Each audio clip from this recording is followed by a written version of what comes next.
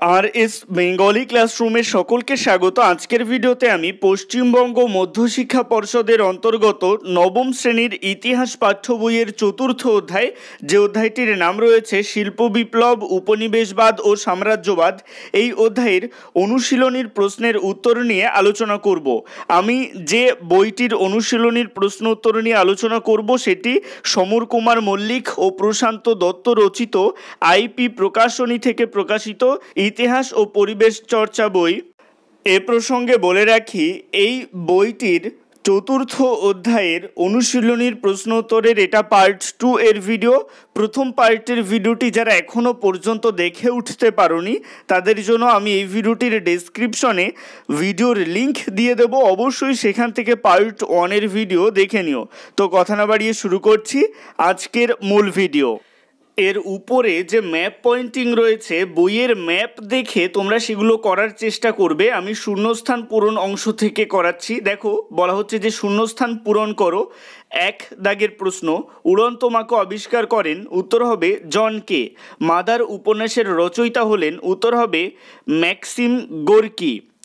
3 দাগের প্রশ্ন, ইউটোপীয় সমাজবাদী হলেন, উত্তর হবে টমাস মোর, সাঁ সিমো, শার্ল ফুরিয়ের। এখানে 3 জনের নাম রয়েছে, তোমরা যে কোনো একটা লিখলেও উত্তর ঠিক হবে। 4 দাগের প্রশ্ন, টেলিগ্রাফ যন্ত্র আবিষ্কার করেন, উত্তর হবে স্যামুয়েল এফ বি মোর্স। 5 দাগের প্রশ্ন, 1848 খ্রিস্টাব্দে কার্ল মার্কস ও তাঁর সহযোগী ফ্রেডারিক এঙ্গেলস ড্যাশ প্রকাশ করেন, উত্তর হবে কমিউনিস্ট ইস্তাহার। 6 দাগের প্রশ্ন, সপ্তদশ শতকে ড্যাশ রাস্তার উন্নতির লক্ষ্যে গঠিত হয় টার্নপাইক ট্রাস্ট, উত্তর হবে ব্রিটেনের। 7 দাগের প্রশ্ন, টিয়েনসিন সন্ধির দ্বারা চীনের ড্যাশ বন্দর বিদেশি বণিকদের ব্যবহারের জন্য খুলে দেওয়া হয়, উত্তর হবে 11টি বন্দর। এবারে চলে আসছি নিচের অংশে। এখানে বলা হচ্ছে নিম্নলিখিত বিবৃতিগুলির সঙ্গে সঠিক ব্যাখ্যাটি নির্বাচন করো। 1 দাগের বিবৃতি, ঘেটো ছিল মূলত শহরের সবচেয়ে গরিব ও দুর্দশাগ্রস্ত অঞ্চল। এটার সঙ্গে মিলবে গ, এখানে সাধারণত দরিদ্র শ্রমিক শ্রেণীর বসবাস ছিল। 2 দাগের বিবৃতি, ইংল্যান্ডে সবার আগে শিল্প বিপ্লব ঘটেছিল। ব্যাখ্যা হবে ক, ইংল্যান্ডে সবার আগে শিল্প পরিকাঠামো গড়ে উঠেছিল। বিভাগ গ, সংক্ষিপ্ত প্রশ্নাবলী, 2 থেকে 3টি বাক্যে উত্তর দাও। 1 দাগের প্রশ্নে বলা হচ্ছে শিল্প বিপ্লব কাকে বলে, উত্তর লিখবে সাধারণভাবে বলা যায় মানুষের শ্রমের পরিবর্তে যন্ত্রের সাহায্যে উৎপাদন ব্যবস্থায় এবং উৎপাদনের মাত্রায় যে বিশাল পরিবর্তন ঘটে তা হলো শিল্প বিপ্লব। শিল্প বিপ্লব সর্বপ্রথম ইংল্যান্ডে শুরু হয়েছিল। 2 দাগের প্রশ্ন, শিল্প বিপ্লবের অঞ্চল উল্লেখ করো, উত্তর লিখবে শিল্প বিপ্লব সর্বপ্রথম ইংল্যান্ডে শুরু হয়েছিল। পরবর্তীকালে শিল্প বিপ্লব ইউরোপীয় মহাদেশে ছড়িয়ে পড়ে। ইংল্যান্ডের পর ইউরোপের বেলজিয়াম, ফ্রান্স, জার্মানি ও রাশিয়ায় শিল্প বিপ্লবের ঢেউ আছড়ে পড়ে। এরপর আটলান্টিক মহাসাগর অতিক্রম করে শিল্প বিপ্লব মার্কিন যুক্তরাষ্ট্রে পৌঁছয়। 3 দাগের প্রশ্ন, ফ্যাক্টরি বা কারখানা প্রথা বলতে কী বোঝো, উত্তর লিখবে শিল্প বিপ্লবের সুবাদে ফ্যাক্টরি প্রথা বা কারখানা প্রথার উদ্ভব ঘটে।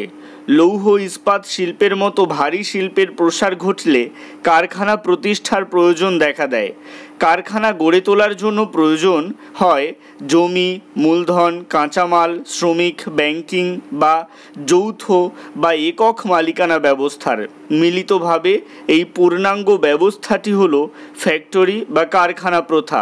4 দাগের প্রশ্ন, আফ্রিকাকে অন্ধকারাচ্ছন্ন মহাদেশ বলা হয় কেন, উত্তর লিখবে আফ্রিকা মহাদেশ ইউরোপের একেবারে কাছে অবস্থিত হওয়া সত্ত্বেও 19 শতকের মধ্যভাগ পর্যন্ত তা ছিল ইউরোপীয়দের কাছে অজানা এবং অনাবিষ্কৃত। এছাড়া আফ্রিকাতে কোনোদিন আধুনিকতার আলো এসে পৌঁছয়নি। এই জন্যই আফ্রিকাকে অন্ধকারাচ্ছন্ন মহাদেশ বলা হয়। 5 দাগের প্রশ্ন, উত্তর দক্ষিণ বিভাজন বলতে কি বোঝো, উত্তর লিখবে এশিয়া, আফ্রিকা এবং লাতিন আমেরিকার উপনিবেশগুলিতে শিল্পোন্নয়নের হার ইউরোপ বা আমেরিকার তুলনায় অনেক গুণ পিছিয়ে ছিল। ফলে বিশ্বে ধনসম্পদ সৃষ্টি ও বন্টনের ক্ষেত্রে উন্নত বিশ্ব এবং অনুন্নত বিশ্বের মধ্যে বৈষম্য তৈরি হয়। এই বৈষম্য উত্তর দক্ষিণ বিভাজন নামে পরিচিত। 6 দাগের প্রশ্ন, নৈরাজ্যবাদ কি? উত্তর লিখবে, সাম্রাজ্যবাদের বিপরীতধর্মী মতবাদ হল নৈরাজ্যবাদ। নৈরাজ্যবাদের কয়েকজন প্রবক্তা ছিলেন পিয়ের জোসেফ প্রুডো, পিটার ক্রোপটনিক, বাকুনিন প্রমুখ। নৈরাজ্যবাদ রাষ্ট্র, চার্চ প্রভৃতি প্রতিষ্ঠানের বিরোধী ছিল। তারা এগুলির ধ্বংস চেয়েছিলেন, কেননা তারা মনে করতেন রাষ্ট্র ও চার্চ মানুষকে দুর্নীতিগ্রস্ত ও নীতিবোধহীন করে তুলেছে। 7 দাগের প্রশ্ন, প্যারি কমিউন কি? উত্তর লিখবে, প্যারিসের শ্রমজীবী মানুষ ফ্রান্সের ফরাসি বুর্জোয়া সরকার এবং জার্মানদের ফ্রান্স অধিকারের বিরুদ্ধে যে অভ্যুত্থান ঘটায় তা প্যারি কমিউন নামে পরিচিত। প্যারিসকে রাজধানী না করে ভার্সাই নগরীতে প্রতিনিধি সভার স্থাপন করা হলে এই বিদ্রোহ শুরু হয়। বিদ্রোহী শ্রমজীবীরা নিজস্ব সরকার নির্বাচিত করে 26শে মার্চ 1871 সালে প্যারি কমিউন গঠন করেন। 8 দাগের প্রশ্ন, টার্নপাইক ট্রাস্ট বলতে কি বোঝো? উত্তর লিখবে, সপ্তদশ শতকে ব্রিটেনের রাস্তার উন্নতির লক্ষ্যে বিভিন্ন স্থানে টার্নপাইক ট্রাস্ট গঠিত হয়। টার্নপাইক ট্রাস্ট এর প্রচেষ্টায় অষ্টাদশ ও 19 শতকে রাস্তাঘাট নির্মাণ শিল্পে এবং পরিকল্পনায় ব্যাপক উন্নতি ঘটে।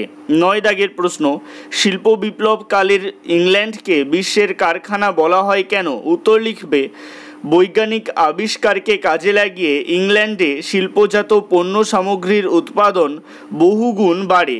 প্রয়োজনের অতিরিক্ত শিল্পপণ্য বিক্রয়ের জন্য বহির্বিশ্বে বাজার দখলের প্রয়োজনীয়তা দেখা দেয়। বিশ্বের বিভিন্ন ব্রিটিশ উপনিবেশগুলিতে ইংল্যান্ডজাত পণ্য বিক্রয় শুরু হয়।